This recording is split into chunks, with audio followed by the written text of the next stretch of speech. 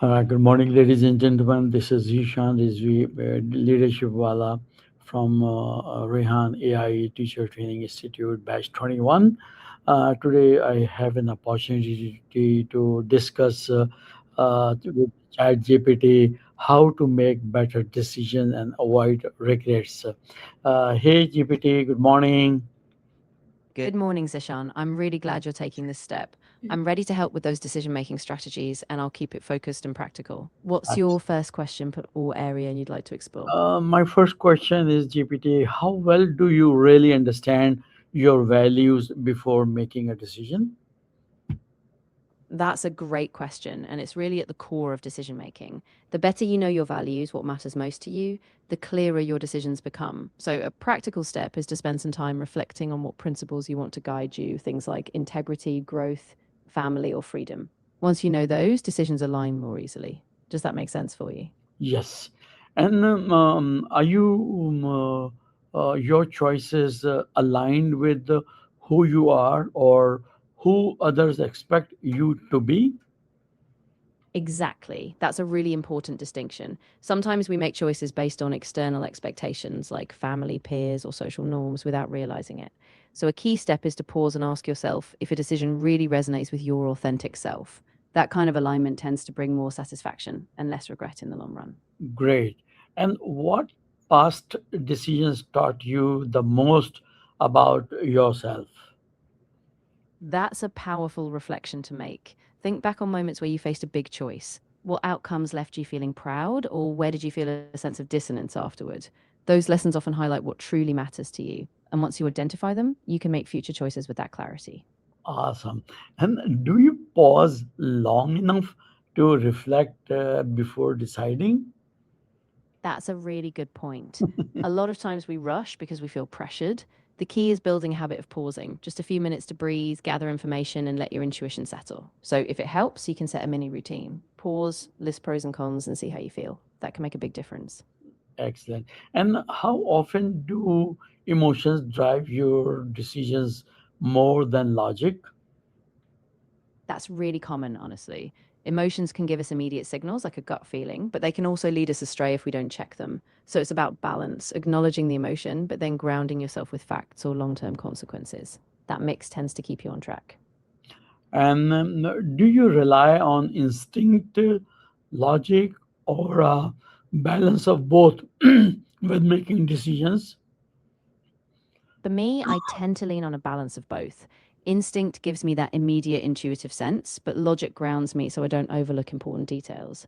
I'd say practicing that balance over time really helps me avoid both impulsiveness and overanalysis. And how do you evaluate the long term impact of your choices? I try to step back and imagine how I'll feel a year or 5 years down the road. I ask myself, will this decision help me grow, align with my goals, or bring me peace? And if I can't see a clear outcome, I might seek advice or just give myself time before committing. And what role does fear play in delaying or shaping your decisions? Fear can be a big factor. It often makes us hesitate or even avoid decisions altogether. But once I recognize fear, I try to get curious about it. Ask, is it about real risk or just uncertainty? And by naming it, I can decide whether to move forward, adjust my approach, or sometimes just sit with the discomfort a bit longer. Right. And do you gather enough information or overthink and delay action? I try to strike a balance here. I gather just enough information to feel confident so I don't get stuck in endless research. But I also avoid rushing blindly. If the stakes are high, I might pause a bit longer, but I keep that check in. Enough info, then act. And how do you know when you have enough information to decide? I look for a few signals. If the key variables are clear, if there's a consistent pattern in what I've gathered, and if I can weigh the risks and rewards confidently. Once I feel like further info won't change the outcome significantly, I trust myself to decide. Wow. And what is the biggest fear that holds you back from making bold decisions? I think for me, it's the fear of missing out, wondering if I'll choose the wrong path and then regret all the other possibilities I didn't explore. But when I name it, I realize that no decision's ever perfect, and staying stuck out of fear often hurts more than a bold step forward. Awesome. And how do you handle the pressure of making the perfect choice? I remind myself that perfection is rarely possible. No decision is going to be flawless. So I focus on making the best decision with the information I have, and I give myself permission to adapt later if needed. That mindset takes the weight off. Do you trust yourself to recover from wrong decisions? I do, actually. I think every decision, even the tough ones, teaches me something. If I make a mistake, I trust myself to adapt, learn, and pivot. So that belief in resilience keeps me moving forward, even if things don't go perfectly. And how can failure actually guide you toward better decisions? Failure is really a kind of feedback if we let it be. When something doesn't work out, it highlights what assumptions we missed or where we rushed. By reflecting on that, we get clearer next time. So, failure, if we analyze it, can sharpen our future choices and make us more intentional. And what would you do differently if you were not afraid of regret? I think if I let go of that fear, I'd probably take more chances, pursue bigger goals, have more open conversations, or explore paths that feel uncertain but exciting. Without that regret hold, I think I'd act with more freedom and trust in the outcome. Excellent. And how do you reflect on past regrets without getting stuck in them? I try to keep it constructive. I acknowledge the regret, ask myself what I learned, and then intentionally refocus on the present. I remind myself that even if I can't change the past, I can still shape the future by making different choices now. Awesome. And what patterns do you notice in your past decision making? One pattern I notice is that when I rush or when I make decisions from a place of fear, I often regret them.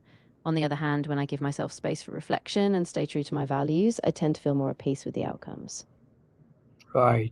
And have you ever turned a bad decision into a valuable lesson, and how? Yes, definitely. I once took a job that looked great on paper but didn't align with my long term goals. I was disappointed at first, but I used that experience to clarify what I truly wanted in my career. Now I'm much more selective, and that bad decision actually guided me toward a better path. Do you have? Do you remember any of the example in this regards? Yes, I do. Yeah. Of course. So, one example I remember is when I chose a project early in my career because I thought it would boost my credentials, but it didn't really fit my strengths. Afterward, I reflected, learned what was missing, and the next project I took on was much better aligned. So, that misstep helped me redefine what success meant for me. Wow. Excellent. And do you forgive yourself for past mistakes or carry them forward? I do my best to forgive myself. I mean, I acknowledge what happened, I take responsibility, and then I consciously choose not to let it define me. I think carrying guilt too long just weighs me down. So, I remind myself that growth is about progress. Do you recall what is the one regret you have transformed into growth? One big one for me was not speaking up sooner in a previous job. At first, I regretted staying quiet, but once I realized that fear was holding me back, I started practicing assertiveness. And now I feel much more confident voicing my ideas. So that regret became a catalyst for growth. Excellent. And how can you build confidence in your decision making skills? A good approach is to start small, make low stakes decisions, track the outcomes, and reflect on what went well.